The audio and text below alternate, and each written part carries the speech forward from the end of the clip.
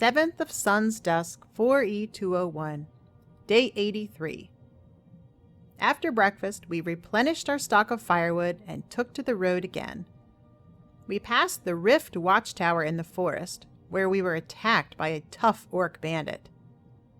Inside the tower, we met a strange man named Balthius. He warned us about a fearsome creature he had conjured that lived atop the tower. We crept upstairs to look, and all we found were a band of revelers and a large humanoid creature with horns in glowing red armor. Uthgerd said it was a Daedra, but I find that hard to believe. I attempted to speak with it, but I could not understand what it was trying to tell me, even though it spoke the common tongue. The revelers were all too oblivious in their cups to converse, so we looted the spoils of the previous bandit inhabitants and left. Along the nearby road, we found another cave. It was appropriately named Snapleg Cave for the large, hairy spiders that lived inside. It was also inhabited by several witches and a hagraven, all of which we killed.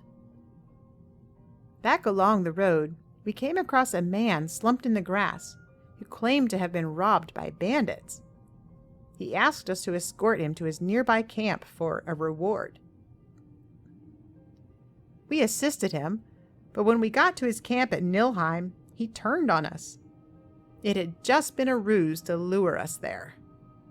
Unfortunately for him, he underestimated his intended victims. He and his bandit friends didn't last long against Lola's teeth, Uthgerd's sword, and my bow. We continued on our way, passing another cave called Clear Spring Tarn. There was a single troll inside, which we dispatched, and an altar upon which sat a hunting bow. I could not discern anything of special importance about the bow, but we took it anyway. Farther down the dirt trail, we came to a small pool which provided the perfect campsite for the night. 8th of Sun's Dusk, 4E201, Day 84. In the morning, we rode through the woods and came to a ramshackle house called Redwater Den. It turned out to be a cover for, first, a skooma den, and second, a vampire coven. The vampires had been luring victims to the house, getting them hooked on a particularly addictive form of skooma, and then using them to feed. We confronted the skooma dealers, who became aggressive, so we put an end to their sordid activities permanently. Some of the skooma addicts were either already dead or too far gone to save, and the others were clearly just husks of their former selves. With their identities and very humanity stripped away, and quite possibly infected with vampirism, we made the decision to clear out the entire den. We made their transition to the afterlife as quick and painless as possible. With the amount of skooma they'd ingested, I doubt they even noticed us. As for the vampires themselves, we cleared out the coven thoroughly. After defeating their master, Venerus Vulpin, in the deepest cavern, we discovered his journal and research notes. Vulpin had set up the den about a year ago as a front to cover up his investigation into the Blood Spring. The Blood Spring is literally a river of blood that flows underground in the caverns beneath these forests. It is fabled to have been a sacred spring to Arkay until one of his priests, a man named Lengir, was turned into a vampire by the woman he loved, and the two of them brutally murdered all of the other priests. Legend says that the spring turned into blood at that moment and has remained so to this day. According to Vulpin's own experimentation, the liquid creates addiction and disease in mortals, but provides strength and power for vampires, except that the benefits only last for a short period of time. And, unlike true blood, it does not provide the foul creatures with any sustenance. There is an artifact mentioned, the Bloodstone Chalice, which seems to be related to the turning of the spring. However, there is no further information on its purpose or whereabouts. With the den and caverns cleared of corruption, we left that arcade-forsaken place. We traveled some distance into the forest before camping for the night. It was nice to breathe fresh air again. 9th of Sun's Dusk, 4E201, Day 85. Today we explored the surrounding woods. The first thing we found was another circular mound, which I marked on the map. Past that, there was a cave guarded by a necromancer. The place was called Boulder Fall Cave, and it jogged a memory. Somewhere, I cannot remember where, I recall reading a warning note saying that this had become a vampire den. I really wanted to enter and clear the monsters out, but Uthgerd had disappeared again. I did not dare face them without backup. Vampires are fearsome foes. Instead, I continued exploring the woods. At a place called Autumn Shade Clearing, I was attacked by a Spriggan matron and some wildlife. It was a harrowing battle, but me and Lola managed to persevere. We then passed by Fort Greenwall, came to the main road, and took that to Shore's Stone. The blacksmith there told me about the local mine being taken over by spiders. I offered to help. Considering how much my fighting skills have improved, I figured I could easily handle some spiders. Before heading to the mine, I offloaded some extra weapons and armor to him. My pack was getting pretty heavy. I'd also hoped that the delay would give Uthgerd enough time to find us. But she did not show up, so Lola and I went after the spiders without her. Luckily, they posed no significant challenge. We easily took care of them, and the miners were so grateful that they gifted us an entire sack of gold. I spent the evening chatting with them over the campfire. A young miner named Sylgja asked us to deliver a sack of letters to her family in Darkwater Crossing. I agreed, since it's highly likely we will find our way there while scouting. It was a beautiful night, so I camped out on my bedroll under the stars, next to the campfire for warmth.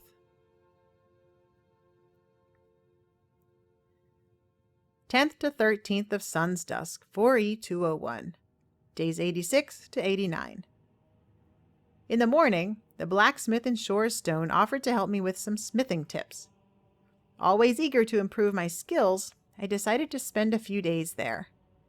Maybe that would give Uthgerd enough time to catch up. Despite my hopes, she never showed up. But I didn't waste time fretting. I kept myself busy, and now have a sack full of bracers I crafted that I intend to sell in Riften. I was also able to smelt all the ore I'd been gathering into bars. I can definitely make use of these when we are back in town.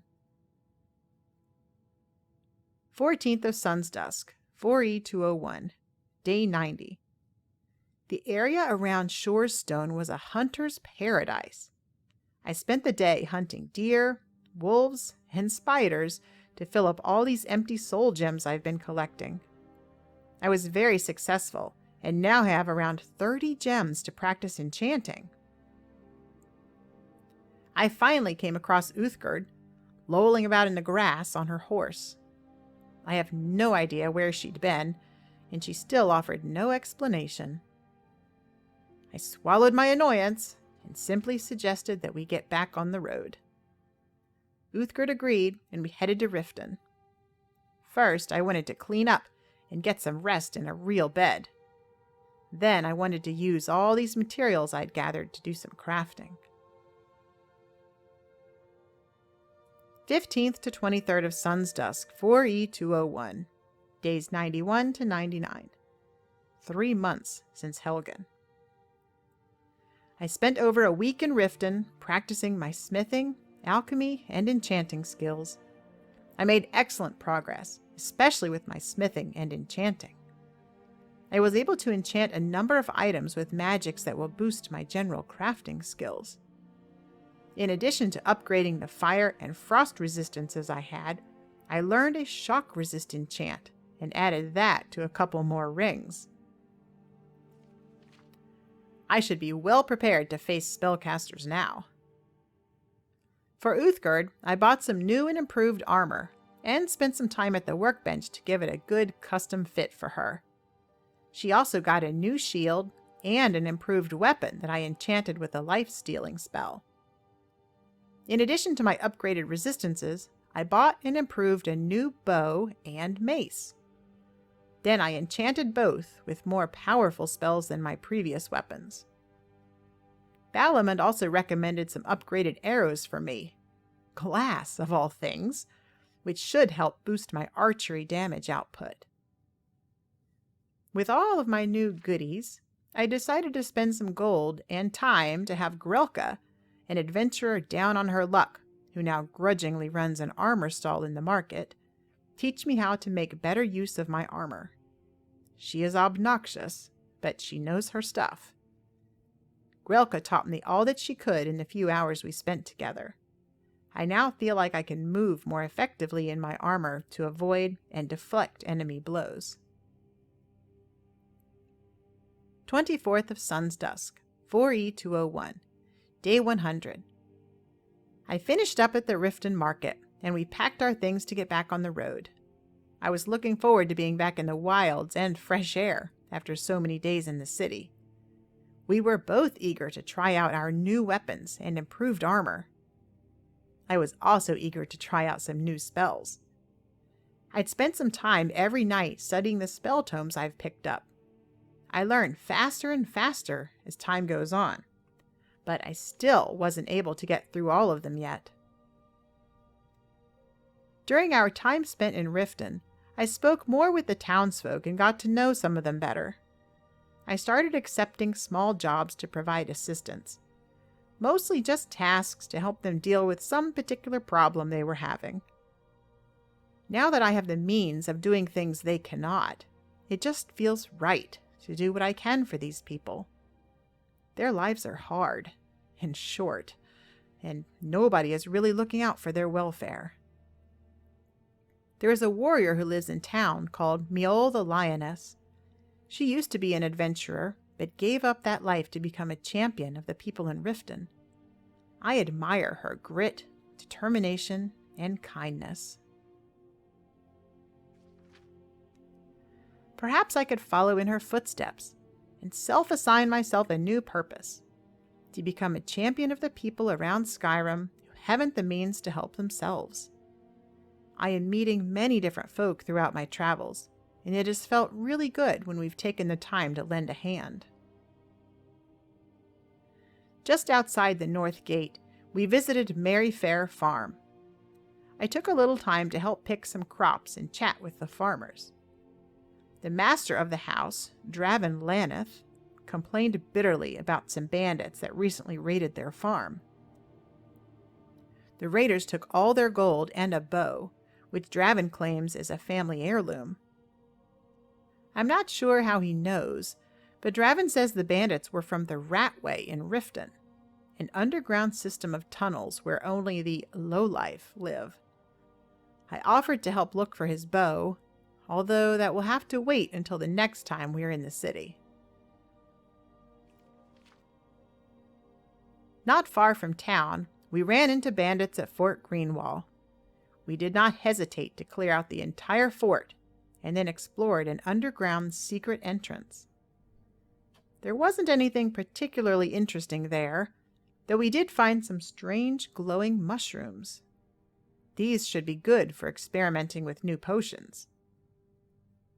While setting up camp for the night, we met a group of Khajiit travelers. In a rather déjà vu moment, one of the cats mentioned being raided by bandits and losing a family heirloom to them. This time, it was a special amulet. I offered to help recover this as well. It seems that these raiders were not from Riften, but were holed up in the Rift Watchtower. If I remember rightly, That's where we met the strange Daedra and drunken revelers. I'll have to make another trip there to see if the amulet is hidden somewhere in the tower.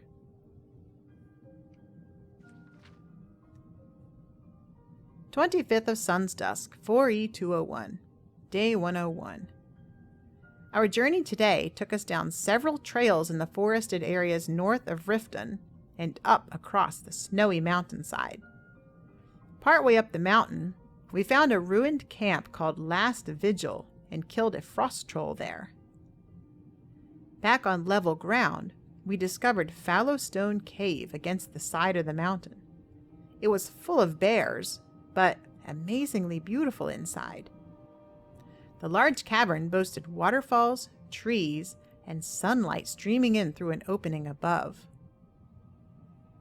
Exploring farther along the mountain range, we came to an abandoned mine tucked away in a far corner of the forest, below Blackbriar Lodge. A journal we found inside named it Lost Prospect Mine. The journal also told the story of two miners who purchased the place at a bargain, only to find that it was so cheap because there wasn't anything to mine there. One of the miners left for Riften to get supplies, and when he returned, there was no sign of his partner. He apparently assumed his partner had abandoned him, but he left the journal just in case his friend ever came back. Upon further exploration, I found a tunnel up above a waterfall that was lined with veins of gold. Sadly, I also found the unfortunate remains of a miner, partly buried under fallen rock. Presumably, it was the lost partner. It appears that he fell victim to a rockfall and was trapped. It is likely that he died before the other miner ever returned from Riften. We ended the day on that sobering discovery. I was glad to get back outside and make camp by a clear pool. It was a beautiful night, and staring at the twinkling stars helped to lift my spirits. 26th of Sun's Dusk, 4E201, Day 102. We awoke to rain, and it rained all day. Finally, the storm abated as night began to fall, so at least I could make a fire and cook up something warm for dinner.